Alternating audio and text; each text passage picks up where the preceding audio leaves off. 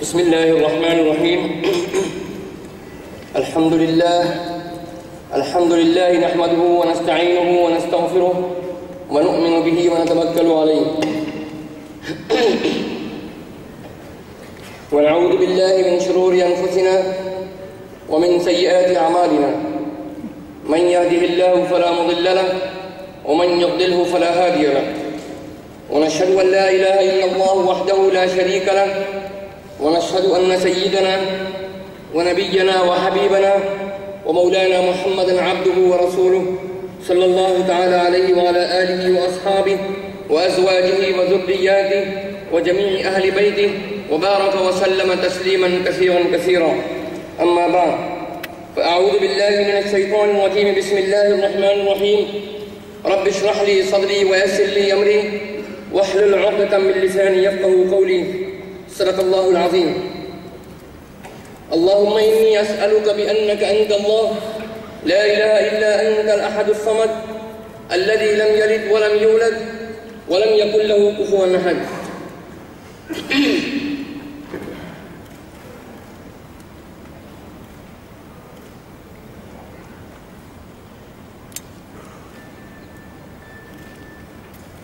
ہمارے اس 15ویں کانفرنس کے مہمان خصوصی جناب عالی جناب مونٹیک سنگھ اہلولیہ صاحب، وزیر خارجہ حکومت ہند جناب سلمان خورشید صاحب،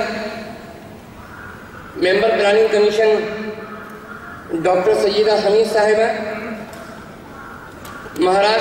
حکومت مہاراشٹر کے ہمارے کانگریس کے وزیر لیبر اور اوقاف جناب عارف نسیم خان صاحب،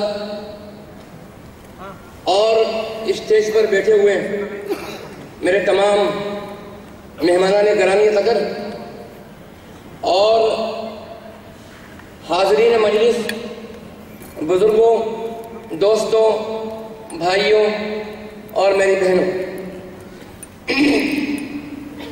مجھے بڑی خوشی اور مسرت ہے کہ آج ہماری اس مجلس میں پہلی مرتبہ سلمان خورشید صاحب کی جدوجہد اور کوشش سے اور ہم لوگوں کی درخواست کو قبول کرتے ہوئے آج ہمارے اور آپ کے درمیان مونٹیک سنگھ جی اہلولیہ یہاں تشریف فرما ہے اور موجود ہیں، اور عنقریب اپنے پہلے سے طے شدہ پروگرام کے تحت میں ہمارے مہاراشٹر کے وزیر اعلیٰ پرتھوی راج چوہان صاحب تشریف نہیں لا سکے ہیں اور وہ ابھی عنقریب آنے والے ہیں۔ میں ان کا بھی استقبالیہ کلمات ان کی آنے کے بعد میں عرض کروں گا، لیکن اگر میں ذہن سے رہ بھی جائے تو میں ان کا استقبال ان کی غیر موجودگی میں ان کے ساتھیوں اور خاص طور پر عالم حسین خان صاحب کو پیش کرتا ہوں۔ میں آج آپ کے سامنے اس 15ویں نیشنل کانفرنس کے اندر موجود ہوں۔ 15ویں نیشنل کانفرنس یہ صرف ستمبر 2012 سے لے کر اور آج 9 فروری 2014 تک، یعنی تقریباً 7 سال کے اندر یہ ہماری 15ویں نیشنل کانفرنس ہے۔ اس سے پہلے ہم نے 50 کانفرنسیں کی ہیں، لیکن 11ویں پلان کے آنے کے بعد اور 11ویں پلان کے اپریزل اور 11ویں پلان کے اندر اویئرنیس کے سلسلے میں اور 12ویں پلان کی جب پریپریشن شروع ہوئی تو 12ویں پلان کے آنے سے پہلے سے ہم نے 12ویں پلان کے لیے اقلیتوں اور خاص طور پر مسلمانوں کو اویئر کرنے کے لیے ان پروگراموں کا انعقاد تسلسل کے ساتھ میں کیا۔ اور میں نے پہلی کانفرنس جو کانپور میں 30 ستمبر 2012 کو ہوئی تھی، اس میں عہد کیا تھا کہ میں کسی بھی قیمت پر ان تمام پروگراموں کو جاری رکھوں گا، اور یہی نہیں جب تک کہ یہ 2017 تک یہ 12واں پلان جاری رہے گا، اس وقت تک انشاءاللہ ہمارے یہ پروگرام بھی جاری رہیں گے انشاءاللہ تعالی۔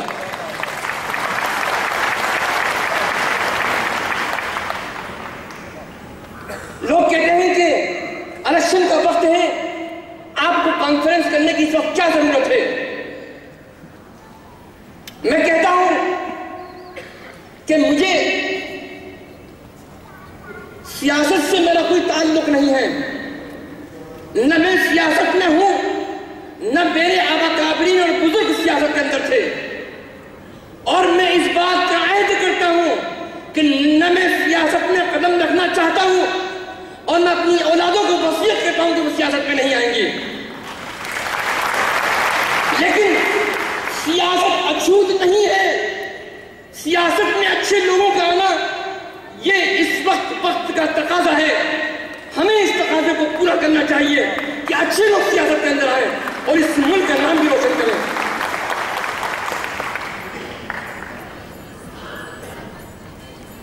میں یہ عرض کرنا چاہتا ہوں کہ ان پروگراموں کو میں نے کسی بھی قیمت پر جاری رکھا۔ ان پروگراموں کے اندر مجھے قرض لینا پڑے تو میں نے قرض کے بوجھ کو میں نے برداشت کیا، میں نے اپنے اثاثوں کو بیچا، لیکن ڈونیشن کے اوپر ڈیپینڈ نہیں کیا، اور یہ عہد کیا کہ جب تک 12ویں پلان میں پوری امت کو میں پی ایچ ڈی نہیں کرا دوں گا، جب تک میں اس پلانوں کو جاری رکھوں گا انشاءاللہ تعالی۔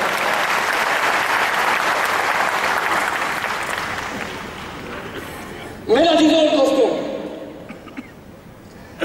ہمیں کسی عہدے کا طلب نہیں ہے، ہم کسی عہدے کے طلبگار نہیں ہیں، نہ ہمیں لال بتی کی ضرورت ہے، نہ نیلی بتی کی ضرورت ہے، نہ ہمیں راجیہ سبھا چاہیے، نہ ہمیں لوک سبھا چاہیے، ہمیں امت کو پروان چڑھانا ہے اور اس ملک کو آگے بڑھانا ہے، یہ ہمارا مقصد ہے۔ اور اس ملک میں ایک اچھا ماحول پیدا کرنا ہے۔ آج ہمارا ملک آزاد ہے، لیکن ہمارے ذہن آزاد نہیں ہو سکے۔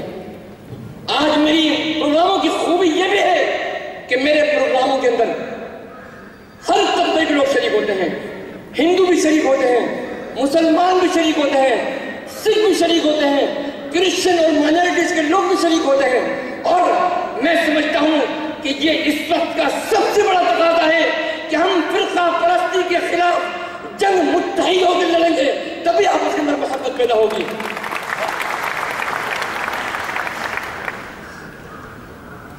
میرا عزیزوں اور دوستوں، وقت بہت کم ہے اور بات بہت کہنی ہے، لیکن میں مجبور ہوں اپنی ان تمہیدی کلمات کو مختصر کرنے پر کہ میں اپنے جذبات اور احساسات کو دبا کر اور مختصر کر کے آپ سے یہ بات کہنا چاہتا ہوں کہ آج اس پروگرام کی اہمیت کا اندازہ ہم کو ہونا چاہیے، اور اس میں اور اس طرح کے پروگراموں کے اندر ہم کو پوری دلچسپی سے حصہ لینا چاہیے۔ آج میری تقریر کا جو موضوع ہے میرے پریزنٹیشن کا، وہ minority welfare under different regime. Minority ایک ڈیموکریٹک پولیٹیکل سسٹم کے اندر ایک وہ طبقہ ہے جو کہ ہمیشہ دباؤ کے اندر رہا کرتا ہے، ایک کمزور طبقہ کہلاتا ہے۔ یہی وجہ ہے کہ جنیوا کنونشن اور انٹرنیشنل لاز میں بھی مائنورٹی کو پروٹیکشن کے لیے بات کہی گئی ہے۔ بالکل وہی بات یہاں پر بھی صادق آتی ہے کہ ہمارے ملک ہندوستان کے اندر بھی مائنورٹیز رہتی ہیں، اور وہ مائنورٹیز کے حالات مختلف رجیم کے اندر، مختلف سیاسی ماحول کے اندر مختلف اتار چڑھاؤ ان کے سامنے آتے رہتے ہیں۔ یہ الگ بات ہے کہ مختلف جو رجیم پولیٹیکل انوائرمنٹ جو کریٹ ہوتا ہے، وہ پولیٹیکل انوائرمنٹ کبھی اس سے مسائل بڑھ جاتے ہیں اور کبھی کم ہو جاتے ہیں، اور جہاں تک تعلق ہے، اگر میجورٹی اور مائنورٹی دونوں کی سوشو اکنامک اور پولیٹیکل کنڈیشن کو اگر اس کو کمپیریزن کریں تو عام طور پر یہ بات دیکھی جاتی ہے کہ مائنورٹیز کے سامنے چیلنجز زیادہ ہوتے ہیں اور اپارچونٹیز کم ہوا کرتی ہیں۔ اس کے مقابلے میں میجورٹی کے سامنے میجورٹی کے سامنے اپارچونیٹیز زیادہ ہوا کرتی ہیں اور چیلنجز کم ہوا کرتے ہیں۔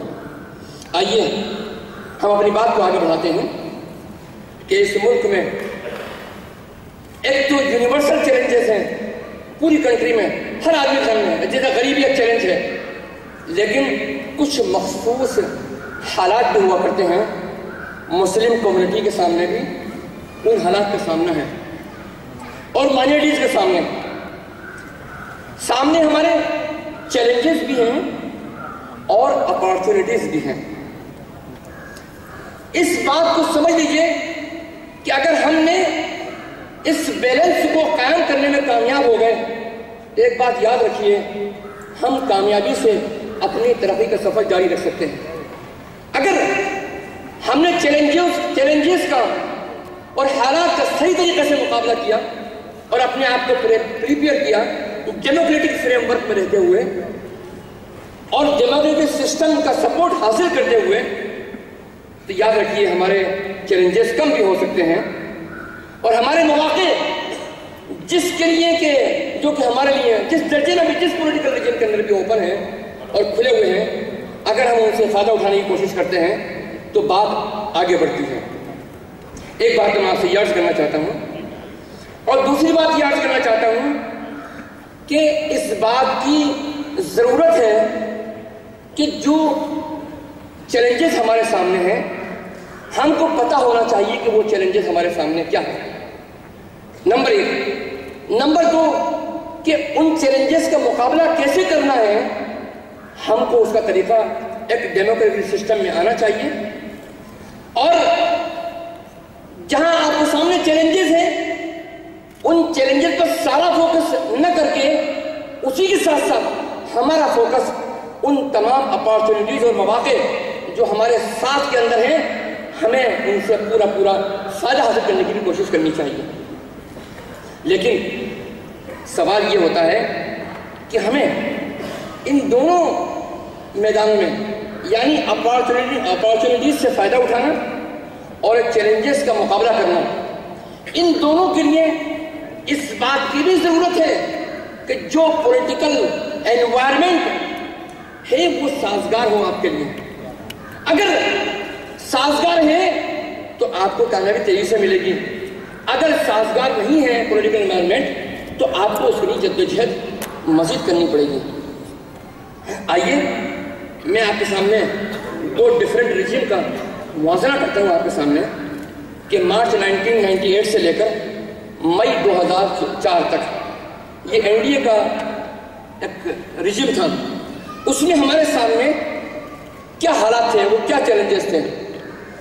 2002 کا فساد ہوا، فساد تو پورے 50 سال سے 60 سال سے ہوتے چلے آ رہے ہیں، بلکہ آزادی سے پہلے سے چلے آ رہے ہیں، لیکن گجرات کا فساد ایک ایسا فساد تھا جس نے کہ انسانیت کا ہی قتل کر دیا، اور انسانیت سسک رہی تھی، دم توڑ رہی تھی، ایسی صورتحال پیدا ہو گئی ہمارے لیے، اور اس کا جو سگنل گیا، اس سگنل کے تحت میں مائنورٹیز کے سامنے کی سوچ بھی ایک بدل گئی کہ ہمیں ان حالات میں کیا کرنا چاہیے اور کیسے کرنا چاہیے، نمبر ایک۔ نمبر دو، اس کے نتیجے میں ابھی تک تو بابری مسجد کی شہادت تک تو کچھ نہیں تھا، لیکن اس کے بعد سے ایک نیا چیلنج ہمارے سامنے آ گیا، اور وہ یہ کہ نوجوانوں کی پکڑ دھکڑ شروع ہوئی۔ ہم نے ڈرائیو چلائی، پوری کمیونٹی نے ڈرائیو چلائی کہ اپنے بچوں کو پڑھائی کے لیے اپنے شہروں سے باہر بھیجو، بڑے بڑے اداروں کے اندر بھیجو، کالجوں میں بھیجو، یونیورسٹیوں میں بھیجو، اور وہاں کیا سانحہ سامنے آتا ہے کہ جہاں چاہا جس کو پکڑ لیا، اس پکڑ دھکڑ کے نتیجے میں ایسی صورتحال پیدا ہوئی کہ بہت سارے سینکڑوں نہیں ہزاروں فیملیز نے یہ طے کیا کہ بھئی ٹھیک ہے ہمارے یہاں انفراسٹرکچر نہیں ہے، ہم تھوڑا پڑھائیں گے لیکن اپنے بچیوں کو اپنی نگاہوں کے سامنے ہی رکھیں گے۔ اتنا بڑا چینج کمیونٹی کے کنسیپٹ کے اندر پیدا ہو گیا۔ چلیے ہم آگے اور بڑھتے ہیں۔ تیسرا چیلنج ہمارے سامنے یہ تھا کہ جو انسٹیٹیوشنل وہ ڈیموکریٹک انسٹیٹیوشنز ہیں ان کی بایس بھی سامنے آئی، اور خاص طور پر پولیس سے کہ ایسے لاز لگا دیے گئے کہ جب پتہ چلا کہ جب وہ ریلیز ہوا بیل پر یا کیس سے بری ہو گیا تو پتہ چلا کہ جتنے بھی اس کے اوپر قانون لگائے گئے تھے، جو دفعات لگائی گئی تھیں، وہ ایک طریقے سے غلط تھی، وہ مبنی تھی، بنیاد تھی ان کی کمیونل بایسنس ایک طریقے سے۔ ان تمام حالات میں پورے ملک میں ایک گھٹن کا ماحول تھا، اور اس گھٹن کے ماحول میں ہم سمجھ نہیں پا رہے تھے پوری کمیونٹی کہ کیا کرنا ہے کیا نہیں کرنا ہے۔ اور ایسے وقت میں چلو یہ بھی نہیں تھا، یہ ہو جاتا کہ ٹھیک ہے آپ کو اتنا نقصان ہوا ہے، آپ سفوکیشن فیل کر رہے ہیں، چلیے ہم آپ کوئی ایسی اسپیشل ڈرائیو چلاتے ہیں تاکہ آپ کو اس سے راحت ملے۔ اس پورے ریجن میں ایسا بھی کوئی no special policy for inclusion in growth, ایسا بھی کوئی بات سامنے نہیں آئی۔ اور ایک بات یاد رکھیے، آدمی اپنے کاروبار کی ترقی اور آدمی اب زندگی کے نام ترقی کی اسی وقت سوچتا ہے جبکہ اس کی جان، اس کا مال، وہ اپنے آپ کو محفوظ اور سیکیور فیل کریں۔ مسئلہ سیکورٹی کا نہیں ہے، مسئلہ سینس آف انسیکورٹی کا ہے۔ سوال یہ ہے کہ سب کو اس دنیا سے مر کے جانا ہے، ہر انسان کا ایک وقت مقرر ہے، لیکن سینس آف انسیکورٹی یہ ہے کہ میں ابھی اس حال سے باہر جاؤں گا تو پتہ نہیں میں زندہ رہوں گا نہیں رہوں گا۔ اس غم میں، اس افسوس میں اور اس دکھ میں مائیں اپنے بچوں کو گھر سے باہر تعلیم کے لیے بھی نہیں جانے دے رہی ہیں۔ یہ سفوکیشن کی جو صورتحال ہے، اس نے مجبور کر دیا کہ ہمارا جو ڈرائیو چلا تھا وہ ڈرائیو رک جائے۔ آئیے اب میں دوسرے پولیٹیکل ریجن کی بات کرتا ہوں، میں اس کا موازنہ کروں انہی پانچوں چیزوں کے اندر۔ گجرات جیسا فسادات ہوتے رہے، لیکن ایسا ماحول نہیں بنا کہ پوری کمیونٹی کی سوچ بدل جائے۔ ایسا کوئی واقعہ اس پورے ریجن میں 2004 سے لے کر اور آج تک نہیں ہوا ہے۔ ہاں یہ میں ضرور عرض کروں گا کہ نوجوانوں کی پکڑ دکڑ اس کا معاملہ آج بھی ہے، اور میں ڈیمانڈ کرتا ہوں ان تمام لوگوں سے جو کہ یہاں اقتدار کے اندر ہیں اور بیٹھے ہوئے ہیں، خواہ وہ سینٹرل گورنمنٹ کے حضرات ہوں یا اسٹیٹ گورنمنٹ کے، کہ اس معاملے کی روک تھام سنجیدگی سے کرنی چاہیے۔ انسٹیٹیوشنل بائسنس، ہاں وہ بھی آج کی تاریخ میں موجود ہے، نظر آتی ہے۔ ہاں ایک بہت بڑی تبدیلی نظر آئی، اور یہ گورنمنٹ کی ایک سیکولر بیس گورنمنٹ کی سچائی کے اوپر مبنی ہے کہ جو سفوکیشن ہم کو 2002 کے فساد کے بعد نظر آتا تھا، وہ سفوکیشن ہمیں اس میں نظر نہیں آیا، اس میں بہت بڑی حد تک کمی واقع ہوئی ہے۔ ہاں ایک بہت بڑی ڈرائیو چلی جس کے لیے کہ میں شکر گزار ہوں، میں پلاننگ کمیشن کا شکر گزار ہوں، منٹوک سنگھ جی اہلولیہ صاحب کا شکر گزار ہوں، محترمہ سونیا گاندھی جی کا، اس ملک کے وزیر اعظم منموہن سنگھ جی کا، کہ انہوں نے ہندوستان کی تاریخ میں پہلی مرتبہ مسلمانوں کو انکلوژن کی بنیاد کے اوپر پالیسی بنائی۔ یہ ہندوستان کی تاریخ میں پہلی مرتبہ ہوا جس کے لیے میں شکر گزار ہوں۔ آئیے اب میں ایک اہم پوائنٹ کی طرف، 3 نقطوں کی طرف آپ کی توجہ دلانا چاہتا ہوں، اور وہ پہلا نقطہ یہ ہے کہ آج ہم جہاں کھڑے ہیں تو سمجھیے کہ آج ہم سفر شروع کر رہے ہیں، تو اس سفر شروع کرنے سے پہلے ہمارے جو حالات ہیں اس کا لنک ماضی سے ہے، پاس سے ہے۔ تو جو ہمارے تجربات ہوئے، جو بھی ہمارے ایکسپیرینس ہوئے ہیں، ہمیں اس سے سبق سیکھنا چاہیے کہ ہم نے ماضی میں کیا اچھا کیا ہے، کیا ہم لوگوں سے کیلکولیشن میں کوئی کہیں مسٹیک ہوئی ہے تو ہمیں اس کا بھی سبق سیکھنا چاہیے، اور اپنے حال کو درست کرنے کی کوشش کرنی چاہیے۔ جب آپ اپنے پریزنٹ کو، اپنے حال کو درست کرنے میں کامیاب ہو جائیں گے یا کرنے کی جدوجہد اور کوشش کریں گے تو مستقبل کی بنیاد اسی حال کے اوپر ہوگی کہ آپ کا مستقبل کیسا ہوگا۔ اگر آپ نے حال کو اچھا کیا یقیناً آپ کا مستقبل روشن ہوگا، لیکن اگر آپ ہاتھ پہ ہاتھ میں بیٹھے رہے تو یہ بات یاد رکھیے کہ جیسا کہ ماضی تھا اس سے بدتر ہمارا مستقبل بھی ہو سکتا ہے.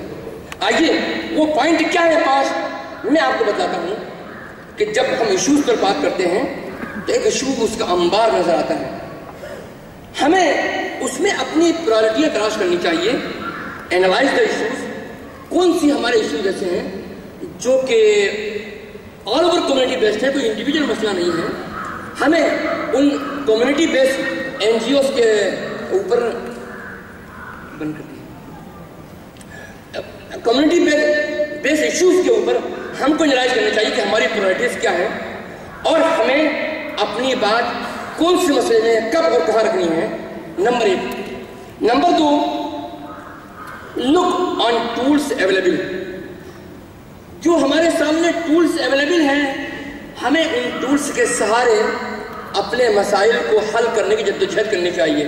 ٹولس کیا ہیں؟ سب سے بڑا ٹولس ہے ڈاکومنٹیشن. آج شیڈول کاسٹ اور شیڈول ٹرائب کو ریزرویشن اور ایکسٹرا آرڈنری جو فیسلٹیز ملی ہوئی ہیں, یقیناً وہ پچھڑی قوم تھی اور آج بھی کسی نہ کسی درجے میں اگر پچھڑی ہوئی ہے تو ہم اس کے ساتھ میں ہیں. ہم صرف اپنا مسئلہ نہیں, ہم تمام اقلیتوں اور تمام ہماری جو جدوجہد ہے, خواہ وہ ہندو ہو یا مسلمان ہو, تمام پچھڑے لوگوں کے لیے ہے. یہ بات میں آپ سے واضح کر دینا چاہتا ہوں. ہمیں وہ ٹولس اختیار کرنا چاہیے. وہ ٹولس کیا ہیں؟ ڈاکومنٹیشن ہے. اور ٹولس کی مثال میں ایسے دیتا ہوں کہ آپ کو پہیہ کھولنا ہے گاڑی کا تو آپ کو رنچ پانا ہی لینا پڑے گا. اگر رنچ پانا نہیں ہے اور پیچکس سے آپ ٹائر کھولنے بیٹھے ہیں تو آپ 24 گھنٹے بھی گزر جائیں آپ ٹائر کا پانا کھول نہیں سکتے. یہ بات یاد رکھیے. تو صحیح ٹولس کو اختیار کرنا اور اس کا پراپر طریقے سے استعمال کرنا. اسی طریقے سے جب آپ کو ایک ہاتھ میں ٹولس آ جائے اور آپ کے سامنے ایک سہارا ہو ڈاکومنٹیشن کا تو اس کی بنیاد پر ایک ڈیموکریٹک سسٹم کے اندر اپنی ڈیمانڈ کو آپ رکھیے. نمبر 3. نمبر 4, آپ کی ڈیمانڈ اگر قبول ہو گئی ہے تو اس کو اپریشیٹ کیجیے. سلمان فریدی صاحب میری اس بات کو بڑا سارا سراہتے ہیں کہ بھائی نکاریے مت, جو ہو چکا اس کو قبول کیجیے. اور 5ویں نمبر پر کہ جو قبول نہیں ہوا ہے, جو چیزیں پینڈنگ ہیں, اس کے لیے آپ ڈیمانڈ رکھیے. اور انہی ڈیمانڈ کی امید کے اوپر کہ آج میری پیاس بجھ جائے, میں نے مونٹیکس اہلوال صاحب کو آج بلایا ہے.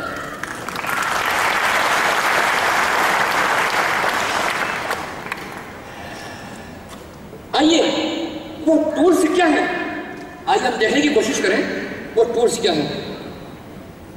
آج مائنرٹیز کے لیے یو پی اے نے اتنے ٹولس دیے ہیں اور آج جتنی بھی چرچا اس کے فیور میں یو پی اے گورنمنٹ کی یا اس کے اگینسٹ میں جو کچھ بھی چرچا ہو رہی ہے وہ خود جو کانگریس کے دیے ہوئے ٹولس ہیں, یو پی اے گورنمنٹ کے جو دیے ہوئے ٹولس ہیں, انہی ٹولس کے بنیاد کے اوپر اس پر بات چیت ہو رہی ہے, اس پر ڈسیزن ہو رہا ہے. میں یہ کہتا ہوں وہ پوری صداقت کے ساتھ میں یہ 6 ٹولس آپ کے سامنے رکھ رہا ہوں, 6 ڈاکومنٹیشن اور 6 ایویڈنس آپ کے سامنے رکھ رہا ہوں. ان ٹولس کو ہٹا دو پھر چرچا کرو مائنرٹی پر. تمہیں ایک بات کرنے کے بعد مدعا نہیں رہے گا 20 کروڑ مسلمانوں کے سامنے. ایک بات یاد رکھو, میں شکر گزار ہوں. میں یہ سمجھتا ہوں کہ اعلیٰ کمان یو پی اے گورنمنٹ کی اور قیادت ان ٹولس کو دینے کے بعد میں اس نے ہمارے ہاتھ پیروں کو مضبوط کیا ہے. ورنہ ہم اس سے پہلے بھی اپنے ایشوز کو اٹھایا کرتے تھے لیکن ہمارے ایشوز پر, ہماری باتوں پر, ہمارے ڈیٹا کے اوپر یقین نہیں کیا جاتا. آج ہمارے سامنے اتنا ٹولس ہے. Number 1, Sachar committee report. Sachar committee report کی خوبی یہ ہے, ایک بات یاد رکھیے گا کہ اس سے پہلے منڈل کمیشن آیا تھا جس کا کہ بیس او بی سی کے ریزرویشن کے لیے تھا, لیکن منڈل کمیشن کے اوپر عمل درآمد شروع ہوا 10 سال کے بعد. یہ ہندوستان کی ہسٹری کے اندر موجود ہے. 10 سال کے بعد عمل درآمد ہوا لیکن او بی سی نے اس کو پکڑے رکھا. یہ ان کا کمال تھا. جب پکڑے رکھا اس کو, نتیجے میں تو اس کے سامنے آئے اور پارلیمنٹ میں قوانین پاس ہوئے اور او بی سی کو ریزرویشن ملا. میں یہ کہتا ہوں ہندوستان کے مسلمانوں سے کہ آج 2 بیوٹی ہے سچر کمیٹی رپورٹ کی کہ پہلے دن سے اس پر عمل درآمد شروع ہو چکا ہے. ہاں, کتنی چیزوں پر عمل درآمد ہوا اور کتنا نہیں ہوا یہ ایک بحث کا موضوع ہے. اگر گورنمنٹ یہ کہتی ہے کہ ہم نے 100% لاگو کر دیا ہے تو میں کہوں گا غلط ہے۔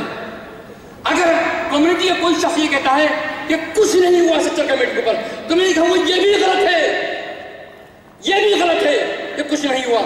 بہت کچھ ہوا ہے، جو ہوا ہے ہمیں اس کا اعتراف کرنا چاہیے، اور جو نہیں ہوا ہے اس کی ڈیمانڈ کے لیے آج ہم یہاں بیٹھے ہیں آپ کے پاس، آپ کے ساتھ۔ ہم آپ کی متحد کو، اپنے متحد کو اس ملک کی محبت میں، اس ملک کے عوام کی محبت میں، اس ملک کی ترقی کی چاہت کے اندر ہم یہاں بیٹھے ہیں کہ ہماری ڈیمانڈ قبول ہو، اور یہ ملک جس میں کہ اتنی بڑی آبادی 20 کروڑ کی آبادی ہندوستان کے مسلمانوں کی ہے، اگر وہ اس گروہ میں شامل ہو جاتی ہے تو یقیناً صرف مسلمانوں کی ترقی نہیں ہوگی بلکہ یہ ملک ترقی کرے گا اور خوشحال رہے گا انشاءاللہ تعالی۔ دوسرا ٹولز تھا رنگناتھ مشرا رپورٹ، اور تیسرا 15 پوائنٹ پروگرام۔ 15 پوائنٹ پروگرام کے بارے میں آپ کو بتلاؤں گا۔ چوتھا ٹول سے ہے رائٹس اینڈ یونیورسل اسکیم۔ آپ کو رائٹ ٹو ایجوکیشن دیا، رائٹ ٹو انفارمیشن ایکٹ دیا، یہ تمام رائٹس دیے۔ منسٹری مائنورٹی افیئرس،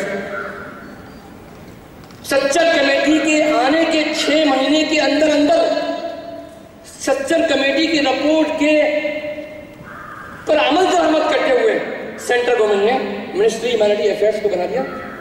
یہ بہت بڑا اچیومنٹ ہے، اور ہمارے جو مائنورٹی کے ایجوکیشنل انسٹیٹیوشن تھے ان کو ریکگنائز کرنے میں بہت دقتیں آتی تھیں۔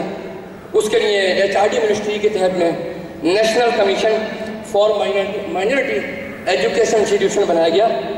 سلمان خورشید صاحب تقریباً 7,500 انسٹیٹیوشن ہندوستان میں اس کے ذریعے مائنورٹی کا کریکٹر حاصل کر چکے ہیں الحمدللہ۔ یہ بہت بڑا اچیومنٹ ہے، بہت بڑا اچیومنٹ ہے۔ ہم نے کہا تھا کہ سب سے بڑا مسئلہ ٹولز کا ہوتا ہے، اور ٹولز میں ڈاکومنٹیشن کا ہوتا ہے۔ جب سچر کمیٹی آئی تو کچھ لوگوں نے احتجاج کے طور پر، شاید ان کی بات اچھی نہ لگی، سچر کمیٹی کی رپورٹوں کو پھاڑا۔ ٹھیک ہے، انہوں نے پھاڑ دیا اور ان کو جلایا، ٹھیک ہے، انہوں نے اختیار تھا، جلا دیا ایک ڈیموکریٹک سسٹم میں۔ لیکن ایک بات یاد رکھیے کہ بات اس سے آگے بڑھی، اس لیے کہ یہ جو مسئلہ تھا ایک اس پولیٹیکل رجم میں ایک خاص انیشیٹو تھا کانگریس گورنمنٹ کا، UPA گورنمنٹ کا، اور اس کے تحت میں سچر کمیٹی آئی۔ ٹھیک ہے، وہ یہ کہہ سکتے تھے کہ اس میں کانگریس پارٹی کا انیشیٹو تھا، لیکن میں مبارکباد دیتا ہوں پلاننگ کمیشن کو کہ اس نے اس اپنے ڈاکومنٹ میں 12ویں پلان میں والیوم 3 پیج نمبر 251 اور پیرا 24 161 کے اوپر لکھ دیا ہے کہ ہندوستان کے مسلمان تمام پیرامیٹر، ترقی کے تمام پیرامیٹر میں سب سے پچھڑی ہوئی قوم ہے۔ یہ ایک ایسا ٹولز ہے جس کی بنیاد پر آج اپنی ڈیمانڈز اور اپنے مطالبات کو آپ رکھ سکتے ہیں۔ یہ ایسا ہی ہے جیسا میں کہوں کہ میں بہت تکلیف میں ہوں، میں بہت بیمار ہوں، لیکن میں بیمار لگ نہیں رہا ہوں، لوگ یقین نہیں، یا لگ رہا ہوں لیکن لوگ یقین نہیں کر سکتے۔ میں نے اپنی جانچ کروا لی، ایکس رے ہو گیا گورنمنٹ ڈاکٹر سے یا کسی بھی ڈاکٹر سے، اور اس نے میرا ایکس رے نکلوا لیا، جو میرے مرض ہیں وہ تمام سامنے آ گئے۔ اب میں یہ بات ڈاکٹر سے سامنے رکھتا ہوں تو ڈاکٹر اور جو بھی لوگ ہیں وہ اس پر یقین کرنے کو تیار ہیں۔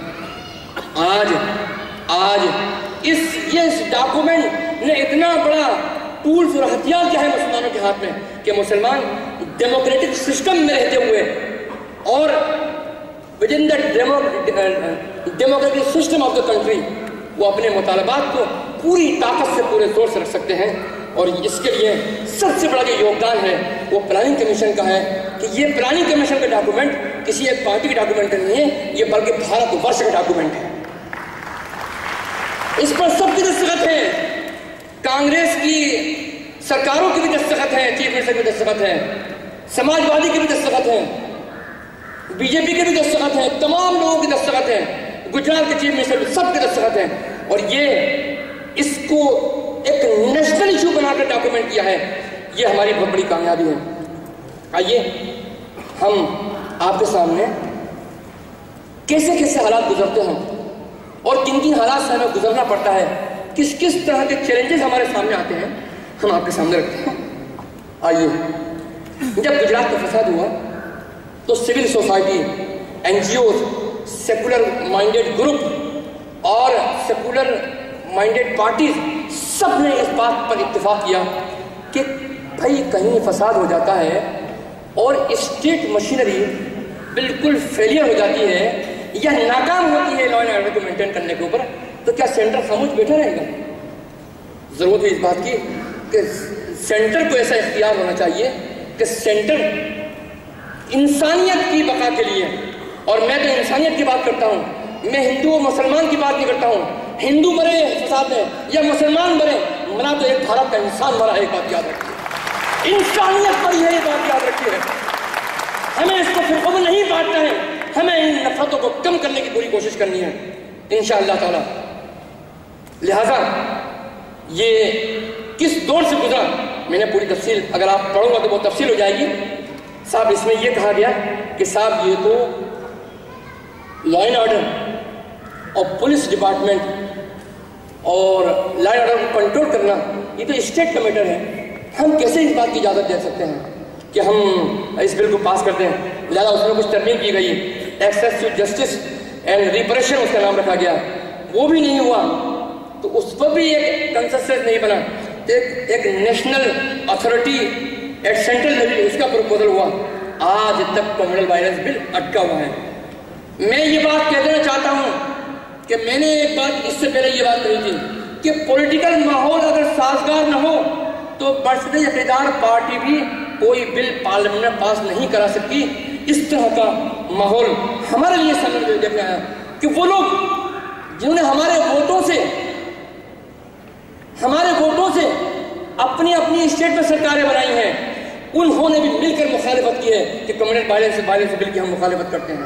لہذا ہمیں سمجھنا چاہیے کہ بھائی اس کمیونل وائلنس بل کے پاس نہ ہونے کے اندر صرف ایک پارٹی کا کوئی الزام نہیں ٹھہرا سکتے، بلکہ اس میں تمام سیکولر پارٹیاں بھی برابر کی شامل ہیں. فرقہ پرست پارٹیوں کو تو چھوڑ دیجیے، ان کی تو بات ہی مت کیجیے. نمبر 1. نمبر 2، میں نے آپ کو بتلایا تھا کمیونل وائلنس بل کے بارے میں. اب میں ریزرویشن کے اوپر آتا ہوں. ریزرویشن کے بارے میں بات بہت چرچا میں چل رہی ہے، اور میں تو سلمان خورشید صاحب سے پہلے یہ درخواست کرتا چلوں کہ آپ نے جو سینٹرل لیول کے اوپر سینٹرل سروسز نے جو 4.5 کا ریزرویشن دیا، وہ پولیٹیکل پارٹی کو اچھا نہیں لگا. بہرحال وہ پہنچ گئے وہاں پر کورٹ میں پہنچ گیا یہ مسئلہ. میں سمجھتا ہوں سلمان خورشید صاحب ہماری امیدیں آپ سے وابستہ ہیں. آپ کسی بھی طریقے سے اس مسئلے کو حل کر دیجیے اور آپ کا دیا ہوا یہ تحفہ ہے وہ امت کو مل جائے سپریم کورٹ کے اندر. لیکن اسٹیٹ گورنمنٹ اتھرائزڈ ہیں اور ایمپاورڈ ہیں کہ وہ اپنی طور پر او بی سی کا کوٹا اسٹیٹ لیول پر وہ دے سکتی ہیں، جیسا کہ آندھرا نے دیا، ساؤتھرن اسٹیٹ نے دیا، مہاراشٹر بھی برابر میں ہے. میں سمجھتا ہوں کہ مہاراشٹر گورنمنٹ دے سکتی ہے، اور میرا مطالبہ ہے عارف نسیم خان صاحب کے ذریعے کہ جلد از جلد ہمارے اس مطالبے کو تسلیم کرتے ہوئے او بی سی کا کوٹا ودن کا کوٹا آپ جو اسٹیٹ لیول پر ہم کو دیں. صورتحال یہ ہے کہ 2917 سب انسپیکٹر آف پولیس جو ہیں وہ ٹوٹل مہاراشٹر میں ہیں. 96 جو ہے مسلمان ہیں. ہماری جو پاپولیشن ہے وہ تقریباً 11% ہے مہاراشٹر میں، جبکہ صرف 3.25% ہمارا ریپرزنٹیشن ہے. او بی سی کوٹے میں صرف 4 ہیں، یعنی ہمارا ریپرزنٹیشن او بی سی کوٹے میں 0.1% بھی 1% بھی نہیں ہے، 1% سے بھی کم ہے. تو اس پر میری گزارش ہے عارف نسیم خان صاحب سے، اور ہمیں بڑی امید ہے آپ کی گورنمنٹ سے اس سلسلے میں وابستہ ہے. میں سمجھتا ہوں کہ ہماری اس مطالبے کو آپ ضرور تسلیم کریں گے انشاءاللہ. آئیے ہم تیسرے مسئلے کے لیے سامنے آتے ہیں. دیکھیے پولیٹیکل کھیل کیسے کھیلا جاتا ہے. سچر کمیٹی آئی، اور سچر کمیٹی کے آنے کے بعد میں جب 2012 میں اسٹیٹ گورنمنٹ کے الیکشن کا وقت آیا تو سماج وادی پارٹی نے کہا کہ سچر کمیٹی ہم لاگو کریں گے، اور اپنے الیکشن مینیفیسٹو میں بھی ڈال دیا. مسلمانوں نے تو ووٹ دے دیا. اور ایک تاریخ ساز پہلی مرتبہ اتنی زیادہ سیٹیں لے کر آئی سماجوادی پارٹی، پاور میں آ گئی۔ 2012 میں 1 ستمبر کو انہوں نے یہ اسٹیٹمنٹ دیا، مارچ 2013 میں وہ یہ کہتے ہیں کہ بھائی یہ تو سینٹرل گورنمنٹ کا ہے، سینٹرل گورنمنٹ جو ہے اور کی رپورٹ ہے، اور سینٹرل گورنمنٹ جو ہے وہ اس کو لاگو کرے، اتر پردیش کی گورنمنٹ کی کوئی ذمہ داری نہیں ہے۔ آئیے بس انہوں نے کہا کہ بھائی آپ کو الیکشن مینیفیسٹو میں لکھ دیا تھا، دباؤ بڑھا، ہر طرف سے تنقیدیں ہوتی رہیں، تو انہوں نے پھر اپنا اسٹیٹمنٹ بدلا کہ ہم نے 6 آدمیوں کی کمیٹی بٹھا دی ہے اور وہ جائزہ لے گی کہ کس طریقے سے سٹرکچر کمیٹی کی رپورٹ کو جو ہے لاگو کیا جائے۔ یہ ہے کھیل سیاسی۔ ہم لوگوں کو سمجھنا چاہیے، پولیٹیکل میچورٹی اتنا ہونی چاہیے ہم لوگوں کو کہ ہمارے مسائل سے کون کس وقت کس طریقے سے کھیل رہا ہے۔ بالکل اسی طرح کے اسٹیٹمنٹ بہوجن سماج پارٹی BSP کی طرف سے اس کے 11ویں پلان کے پیریڈ میں جب وہ برسر اقتدار تھی آتے رہے۔ اور ایک بہت بڑا مسئلہ ہمارے سامنے، ٹیرر کیسز اگینسٹ مسلم۔ ہم دہشت گردی کے مخالف ہیں، ہم یہ چاہتے ہیں کہ دہشت گردی ہندوستان سے، ہماری بھارت سے، سرزمین سے ہمیشہ ہمیشہ کے لیے ختم ہو جائے۔ لیکن ہم یہ بھی چاہتے ہیں کہ ٹیررزم کے نام پر بے گناہوں کا قتل عام نہیں ہو اور ان کو جیلوں کی سلاخوں کے پیچھے نہیں سڑنا پڑے۔ لہذا جو نکل کے بات آتی ہے وہ یہ آتی ہے کہ ایک میجورٹی ان نوجوانوں کی کہ جن کو ٹیرر کے کیسز میں ڈال دیا جاتا ہے، وہ 10 سال 12 سال 15 سال جیل میں گزارنے کے بعد بری ہو کر نکلتے ہیں۔ یہ ہمارے سسٹم کی کتنی شرمناک صورتحال۔ لیکن میں مبارکباد دیتا ہوں سینٹرل گورنمنٹ کو اس معاملے میں، خاص طور پر کہ ایک پولیٹیکل ریجن ہے جس کا مقصد انکلوژن ہے، جس کا مقصد پورے بھارت ورش کی ترقی ہے، اس نے کیسا اچیومنٹ حاصل کیا ہے۔ آپ یہ دیکھ لیجئے کہ 2004 میں کون سا رجیم تھا وہ آپ کو معلوم ہے۔ 2004 میں جو ٹیررزم کے انسیڈنٹ ہوئے وہ 2565 ہوئے، اور وہ 2012 میں گھٹتے گھٹتے 25,000 سے گھٹ کر 220 کے اوپر آ گئے۔ بالکل اسی طریقے سے آپ یہ دیکھیے کہ سیکورٹی کے ہمارے نوجوان جو کہ ہماری عزت ہے، ہمارا وقار ہے، ہمارے لیے ڈھال ہے، ان کی جان ہماری جان کے برابر ہے، ہم یہ سمجھتے ہیں۔ وہ پہلے 2004 کے ریجن کے اندر 1 سال میں تقریباً 1000 کے لگ بھگ مارے گئے، اور 2012 میں گھٹتے گھٹتے ان کا گراف کہاں تک پہنچا، وہ جو ہے 30 تک پہنچ گیا۔ یہ ٹرینڈ یہ بتلا رہا ہے کہ چیزیں آہستہ آہستہ جو ٹیررزم کی بنیاد پر جو انسیڈنٹ ہیں وہ نارملائز ہو رہے ہیں بہت زیادہ۔ آئیے میں نے آپ کے سامنے چیلنجز آپ کے سامنے پیش کیے، اب میں اپارچونیٹیز اور مواقع پر میں روشنی ڈالنا چاہتا ہوں۔ ہندوستان کے مسلمانوں، ایک بات یاد رکھنی ہے، میں یہ بات عام طور پر دیکھتا ہوں سماجی زندگی میں اور اقلیتوں میں خاص طور پر، کہ جب چیلنجز کا سامنا ہوتا ہے تو جو مواقع ہیں ان سے فائدہ اٹھانے کا پروسیس یا تو کمزور ہو جاتا ہے یا ڈھیلا پڑ جاتا ہے، اور اس کی وجہ سے ہمیں ڈبل مار پڑتی ہے۔ ایک طرف ہمیں نقصان اٹھانا پڑ رہا ہے، دوسری طرف ہمارا جو پروسیس جو ہم کو سسٹم میں لا کر آگے بڑھا سکتا ہے وہ سسٹم بھی کا پہیہ بھی ہمارے لیے جام ہو جایا کرتا ہے۔ لہذا اس مومنٹ کو پوری طاقت سے آگے بڑھائیے کہ حالات اس ملک جو بھی ہو ہم کو فیس کرنا ہے اور ترقی کے لیے ہمیں آگے بڑھنے کی کوشش کرنی ہے، اور جو مواقع ہیں ان سے پورا فائدہ اٹھانا ہے۔ آئیے ہم بتاتے ہیں آپ کو کہ ہم ایک مثال دے رہے ہیں آپ کو۔ منسٹری مائنورٹی افیئرس کا بجٹ 11ویں پلان کے اندر 7,283 کروڑ تھا۔ اس کے لیے ہم لوگوں نے پلاننگ کمیشن سے رابطہ کیا